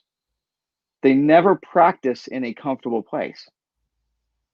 Right? And so I feel the same way. I want to keep the challenge up, because here's what happens. If it gets too easy too fast, they get a false sense of, I'm really good at this. I'm really good at this. I'm really good at this. And then they lose, they make a mistake, or it becomes hard, and they're not used to overcoming challenges. They're used to getting it easy. And they go, oh, I guess I'm no good at this. Yep. Right. And I've seen this in people all through my life. People who have like a natural talent for something. And early on in life, they do really well without trying hard. But then as time goes by, it gets to the point where people who work hard are starting to surpass them, or the game gets too tough, or the skill set gets too high, and now their natural ability isn't carrying them through, and they give up. They think they're not any good at it anymore because they've never practiced through adversity. They never tried to make it harder. So I keep upping. So I always tell my clients, always challenging, never overwhelming. So right. And the ratio I use for that is 70% success. If 7 out of 10 times they get it right, we're right in that sweet spot. They're getting 8 times out of 10, it's probably too easy. They're getting it 6 times out of 10, it's probably too hard. Right? Give or take. Yeah. So I want to keep them challenged. But I want them to make some mistakes. That's how they learn. Right? If you think about it, like people go all the time, oh, your dog is testing your dog, but they say it like that, oh, he's testing you. No, he's not testing you. He's testing the boundaries. Yep. Right? So the dog can't say, hey, I'm just curious. If there's another dog in the room, does this rule still apply? And you go, yes, it does. They go, okay, gotcha. I understand now. They can't ask that. So they have to try. What happens when another dog is in the room? Can I do it? Nope, doesn't work. Okay. That's testing boundaries. Yep. And that's the only way they know to find. That's the only way they can find out where the boundaries are, because we can't have the conversation. Yep. So that's not disrespectful. So you keep throwing different distractions in, so they start to get this idea that, oh, you know, it really doesn't matter what's going on. I'm still expected to play the game by this rule. This rule doesn't change. But it doesn't. That doesn't have to be an ugly thing. That doesn't have to be a conflict based thing, Hmm. right? It just has to be, oh, you didn't score, right? Keep it challenging, but not overwhelming. We never want the dog to get frustrated and quit. We also don't want them to get bored. Right. No, I You mean know, just the whole exercise, just that. I mean that just sounds fun and just super beneficial for both the dogs and people, and and it doesn't it's not a tug of war with the leash of the dog like at all, and it just no, I would no, this is no, that's really cool. I probably want to take some videos with some dogs, and I maybe if it's possible, maybe I can just send it to you just so I can get some sure, feedback or something like that. That's a really sure. cool concept. I've got some videos I can send you. That'd be cool. That'd be cool, man.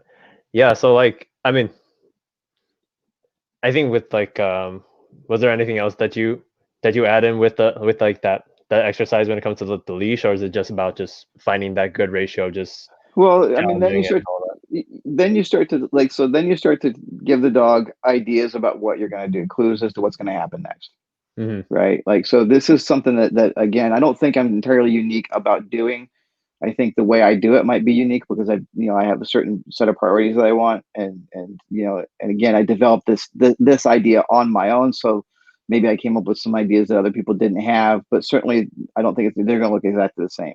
Hmm. But like, if you think about it, if a dog is walking on your left side and you want him to maintain the position, right, this heel position, or something relative that way, um, if I turn to the right for the dog to maintain that position, he's got to speed up because he's on the outside of that arc, right? If I turn to the left, he's got to slow down, right? So if I'm changing directions, I want him to be able to know beforehand which way I'm going at first, right? And there's a very important reason. I didn't understand how important this was when I came up with this idea. So I came up with this idea when I was trying to get a more flashy, kind of competitive, motivated style heel, right?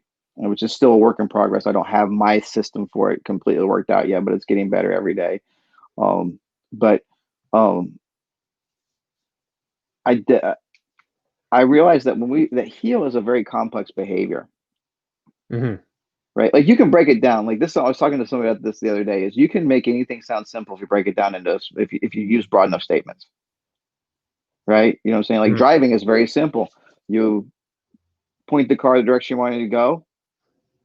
Use the steering wheel to turn, the brake to slow down, the gas to speed up, and you avoid hitting things until you get to your destination. Like it's a very simple process, Yeah. right? But it's not a very simple process. It's incredibly complex. There's all sorts of Hmm. calculations going on, right? So you can break it down to be very simple. So heel is a very simple exercise. Walk next to me, stay with me, stop when I stop, sit when I stop, you know? Hmm. And if I say heel, get to here from wherever you happen to be if you're not here, right? Simple, right? But from the dog's point of view, it's a lot more than that, right?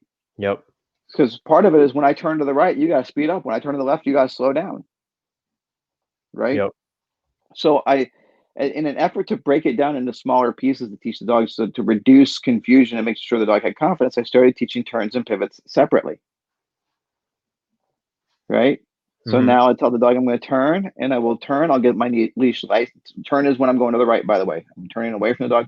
I get the leash nice and low. I'll say turn, give some leash pressure, and then the moment they change their orientation, when their head turns, I mark yes, but I still don't reward till they catch up with that heel position. They earn it back there. They collect it right here. This is the pay window. Again, 12 o'clock, 9 o'clock. Those are the pay places at this Right. point in time. Later on, it won't matter. But right now, I want them to be, those are the two places I want them to be most, right? So he earns it back there. He catches up and go, yes. And we do that a few times. And what happens is he starts making that turn tighter and tighter because he wants to get that pay window faster. Right. So now he's following me on a really close turn, and I can just do a pair. Okay, my first turns are kind of a large arc, Hmm. but they end up being kind of hairpin turns after a few times. And then sometimes I'll just stand in place and go turn, turn, and just rotate and have them follow that, right? Um, and then I'll do the same thing with pivot. Now, pivot, I generally want to use food for.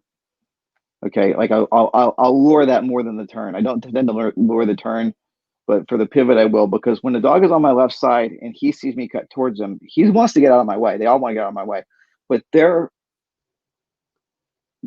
fundamental uh, response to get out of my way is to speed up, not slow down. Dogs don't tend to slow down to avoid obstacles; they tend to speed up to avoid obstacles, right? Yep.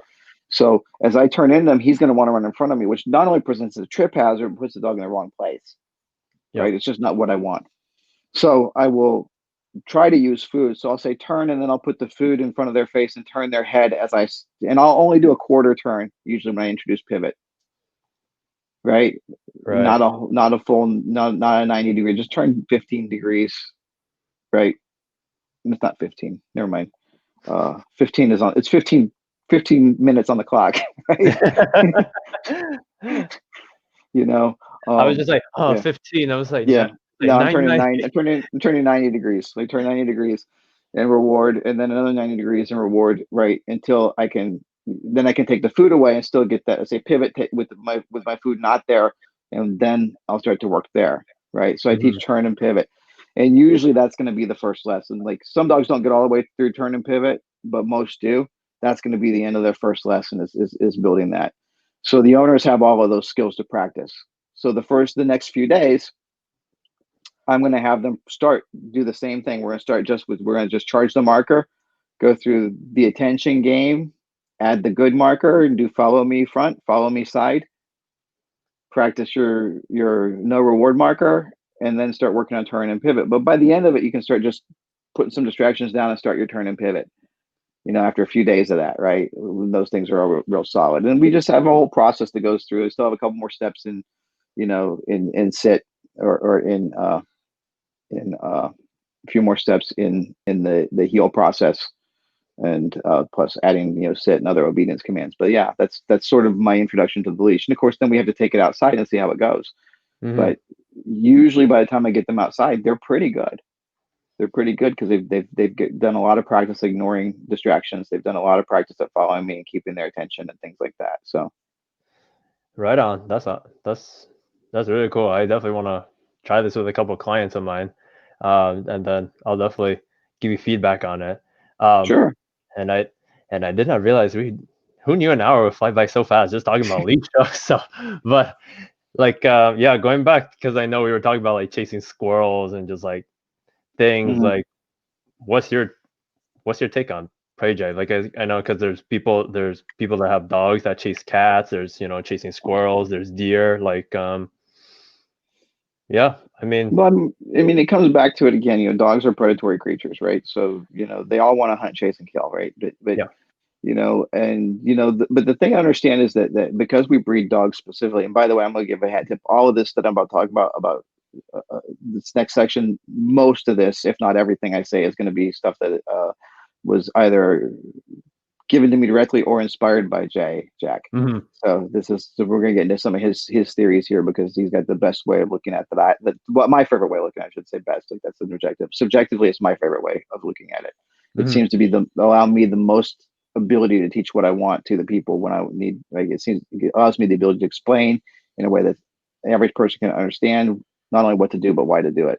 Um, Now, if we were to grab a bunch of feral dogs that have been feral breeding populations, been breeding without human influence for several generations, they're going to be set back.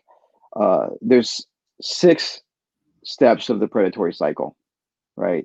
Some people break them down into more, but we're going to use the 6 that Jay uses. There's seeking, stalking, chasing, fighting, celebrating, consuming, right? Those are the 6 steps of the prey cycle. Now, those are also the 6 styles of gameplay. Like every game we play with our dogs involves a combination, one or a combination of those 6 things, right? And a hunt is going to involve a combination of those 6 things. Like for example, fighting. If the dog is chasing a mouse, it's going to be a quick grab, shake, that's done, right? Hmm. Fighting something, hunting something bigger, it may be a prolonged conflict, right? Um, But if we were to take a group of feral dogs who've been breeding fairly independently of human intervention, you'd expect to see probably equal levels, relatively equal levels, all six of those in all the dogs, right? Like, I mean, some might enjoy chasing more than fighting, but they're all going to be about equal, right? But if you take in the fact that human breeding, we've bred for dogs who are specifically high in these traits. Like, so a Malinois is going to be high in fight and chase, right? You know, like High for Belgian example, Malinois. Yep. fight, chase. They like to celebrate. They always love to parade with their toys around, right? You know, they're going to be stronger in those than say like probably stalking. Like, you know what I'm saying? Yep.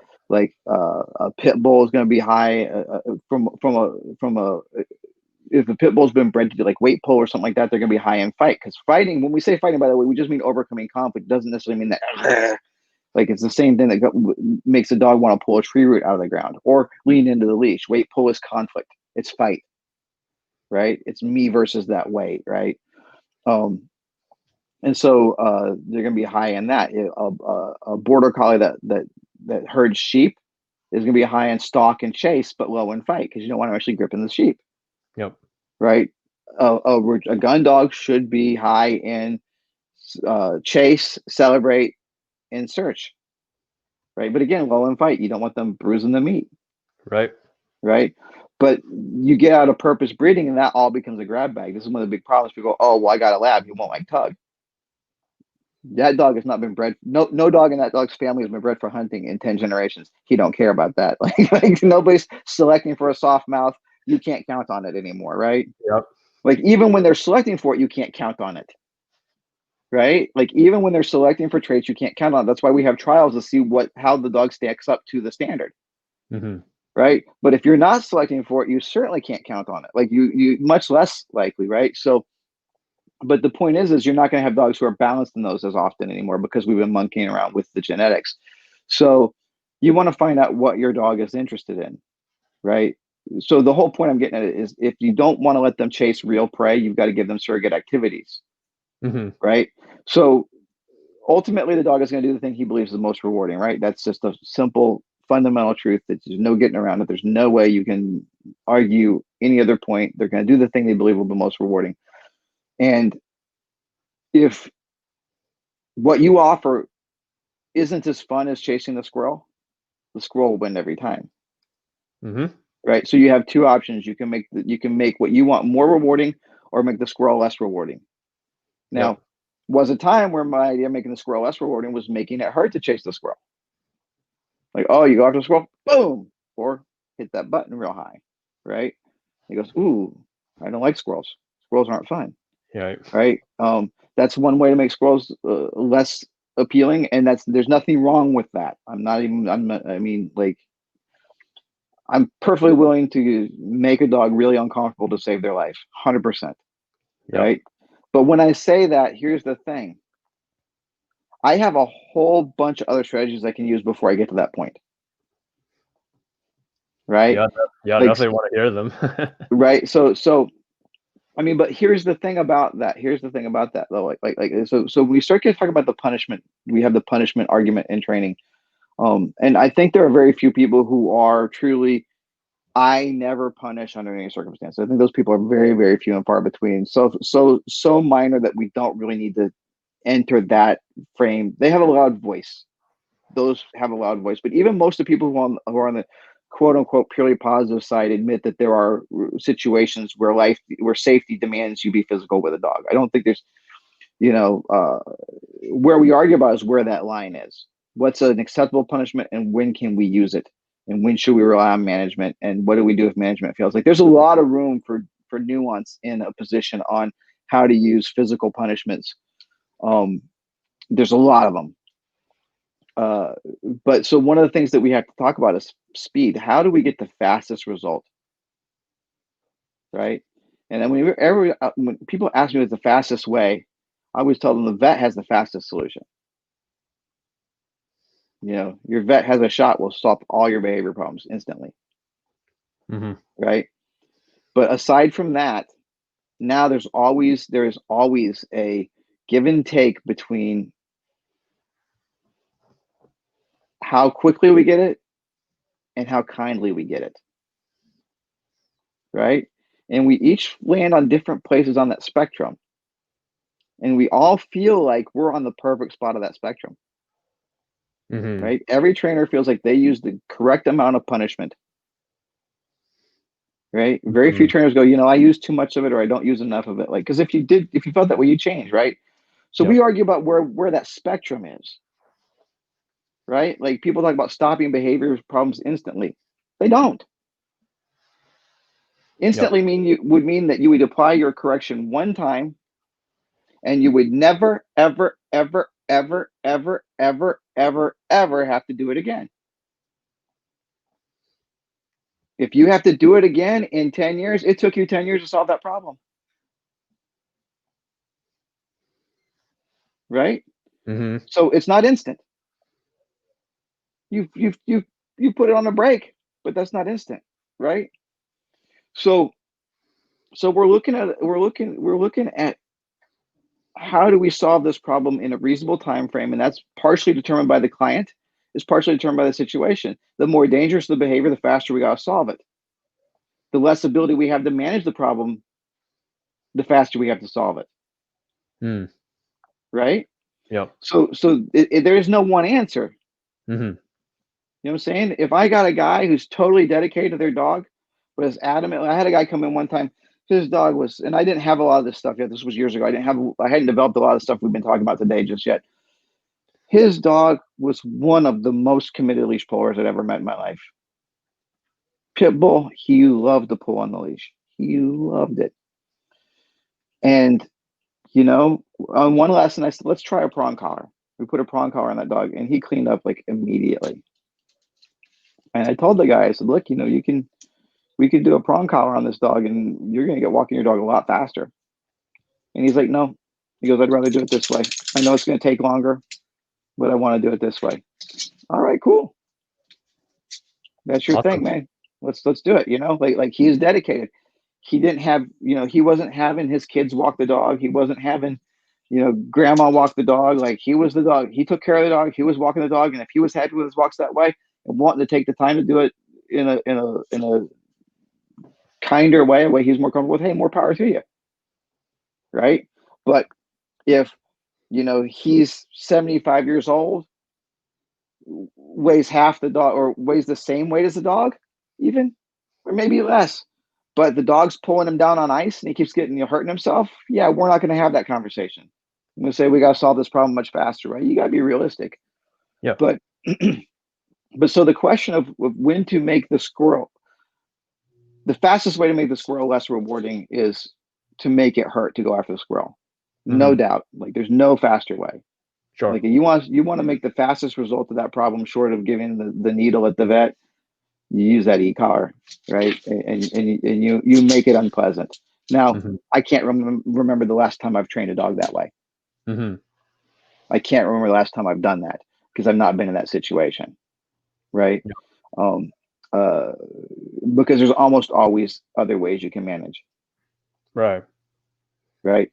While you train. And that's the thing, is management will always fail. On a long enough timeline, management will fail.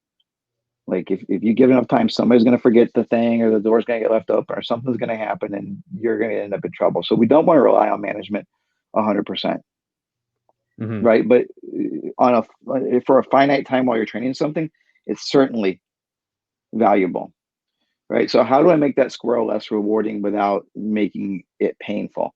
Well, the most important thing to understand is value is related to scarcity, right? If diamonds were on beaches like sand, nobody would care about them. Mm-hmm. But because they're rare and hard to come by, they're more valuable, right? So if the dog likes to chase a squirrel, you start by giving the dog surrogate activities for chasing squirrels. Give him chasing, again, use your gameplay. Mm-hmm. You know, get it to where he gets to do chase-based behavior a lot. Whether that means he's chasing the ball, or it's in a tug game where he's running after you. he's chasing food as you're luring him around up and over things, or you're just tossing food and let him chase it, right? If chasing is what he's digging, then you can make that something you do with him a lot. So the idea of chasing that squirrel is a little bit less fun. And man, like lure coursing, you've got a place where you can do lure coursing. Your dog likes to chase things. That's a great way to let him, scratch that itch, Mm-hmm. right?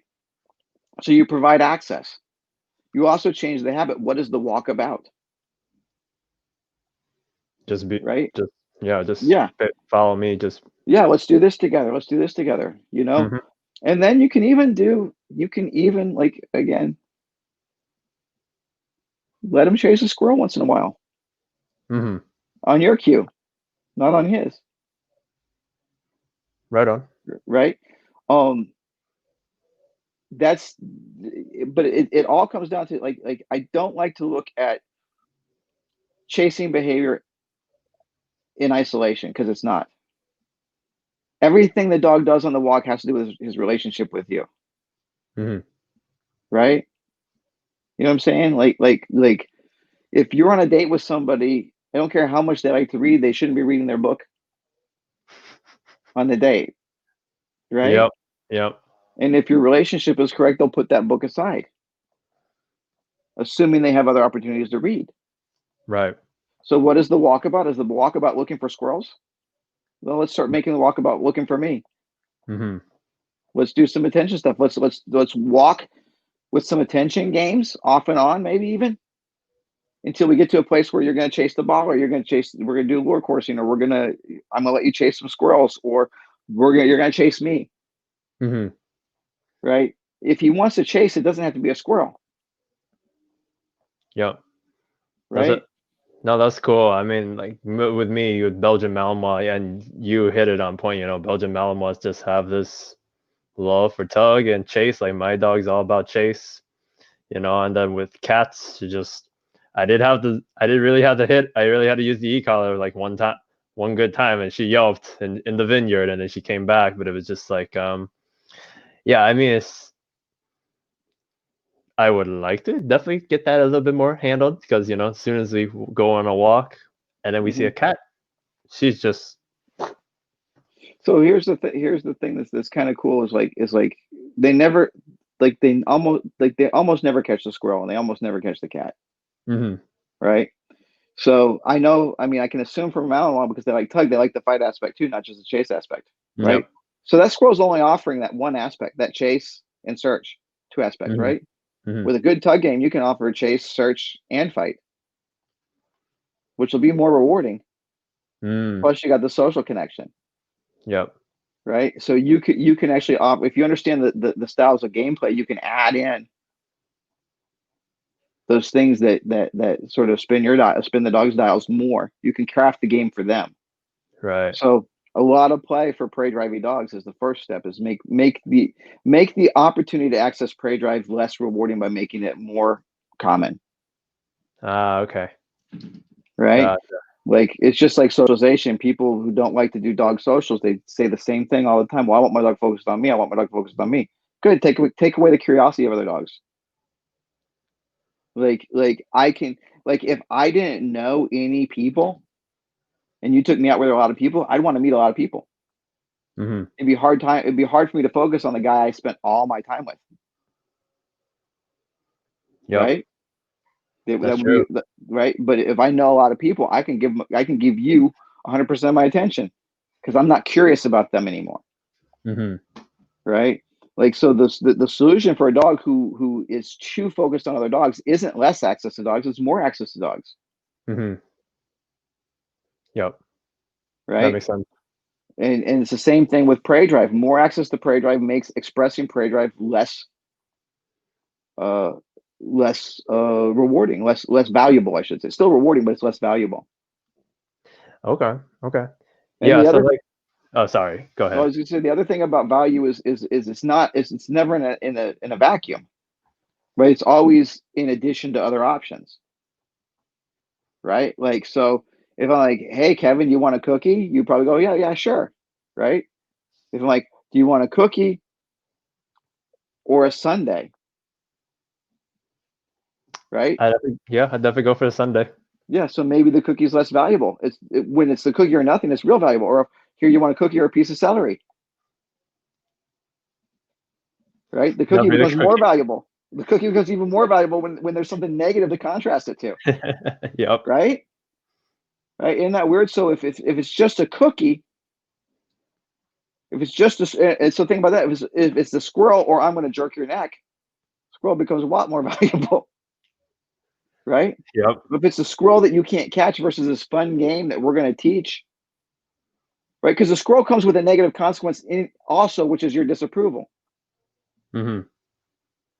right? Like I've chased the squirrel, but I'm going to hurt my relationship with my buddy Kevin if I go after it. But if I play tug, I get what I want, and Kevin's happy with me, Mm.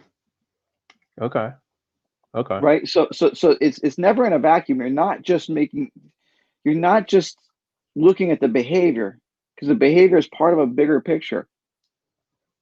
And that I honestly think that's the biggest problem with the discipline of behaviorism, right? There are a lot of disciplines that study behavior and learning. Behaviorism is the most famous one. That's where we get most of our terminology, classical conditioning, counter or operant conditioning, the four quadrants, all of that stuff. That's all behaviorism terminology, right? And they did a lot of good things, but the problem is they isolate behaviors as if they happen in a vacuum. The problem with the thinking of it is the problem of the with the thinking is that every that is they look for single reinforcers and single like they don't look at the behavior as an expression of the whole emotional content of the being. Because I mean, B.F. Skinner didn't even believe emotions affected behavior, right? He didn't believe Mm. that emotions affected behavior. He didn't believe thought affected behavior. So it was all conditioning. So if you're looking, it just becomes a much different. Like the economics change, and that's like the idea of behavioral economics is relatively new, um, which is a fascinating study. Of course, it's all the studies are done on humans. Almost all the studies are done on humans. So there's very little, but I think we're looking at differences in degree, not type. Hmm. You know, but yeah, I mean, it's like, and that approval matters a lot. Like my son, he's getting older now, but it used to be that we do late. I haven't seen him since lockdown started, but we used to do lightsaber battles, right? And and Nice. uh, and he would hit me hard. Like he's a strong little dude, and so I'd be like, okay, I had a rule though. I go as hard as he goes. So he'd smack me hard in the shin. I'd smack him just as hard back in the hand, right? And he'd take it. He'd go, "Ow!" Ha, ha, ha, and he'd come back harder, right? And you just keep escalating, like tough little bugger. Like I'm proud of him, right? But but I've seen his mom just pop his hand for reaching for something, and he has a meltdown over that. Why? It's not because it hurt more. I guarantee you that lightsaber hurt his hand a lot more than that little tap his mom gave him. Hmm. Because he knew that she did it because she was mad at him, Yep. and he knew I was playing. Right. Right. So the emotional content, the social ramifications of corrections. Dogs are social creatures, and we know this is not even disputable. We know that we trigger oxytocin in them, which is the bonding chemical. So we Yep. know they relate to us in very much the same ways we relate to them. We know from fMRIs that when they look at their loved ones, the same parts of their brain light up as when we look at our loved ones. Yep. Right? We know all of these things. Gotcha. So Okay. it's all tied together. Right. You Yeah. know? So like okay, yeah, definitely I've not given her my Mal enough, things to chase and things like that. But like after like I can see maybe like after maybe doing that follow me exercise with the leash and then giving her a lot of that. Do you think like if I were to borrow someone's cat, like right, and then just work on the cat where the cat's safe, like from a distance or something, you think I would do you see where I can like have the cat there and then just work where I have the tug, I have the ball, or I have something where I can get her to just look away from the cat to pay attention, and then we play, and then while the cat is there, Yeah, or probably. I mean, you ideally find a cat who's not going to run, yeah, right? Because I always say, for the most part, dogs chase cats because cats run from dogs, yep, right? Like, so dogs approach cats recklessly, like, ooh, interesting, and they run over there, right? If you find a cat who will just sit there and not move, most dogs will stop and sniff when they catch it, when they get to it. But hmm what happens? The cat sees the dog coming, and goes, "Oh, what the hell?" And the dog goes, "Oh, we're playing chase, right?" So some dogs, there's some exceptions. Like there are some dogs who would, if you do that, they'll kill the cat, right? But most dogs just want to chase it. Um, and so if you have a cat that can sit still, maybe even put a cat in a cage so it can't go anywhere, hmm and practice that. That's where I'd start. Getting the dog to stop chasing the cat who's actually running. It's gonna be a lot harder. yep, most definitely, definitely. All right, that was a lot of information, and I really had, yeah, that was a lot of fun. But Yeah, yeah, I think Facebook guys, thanks for all that tuned in and watched, and yeah, if you haven't heard it, something to bark about, then I got it right this time. yep. Uh, if you guys haven't heard any of his podcast episodes, really, like, guys, what are you doing? Get in there. Um, and yeah, Chad is awesome. Like, if you're down in his area, definitely reach out to him. And yeah, and feel free to just ask us questions. Like, just reach out to us. Like, after this, if you didn't watch the whole thing. But yeah, I think we'll wrap up here. And thank you guys for watching. Thanks, All right, guys. Thanks, Kevin, for having me. for sure, man. It's an honor to have you here. All right, guys, peace I out. enjoyed it.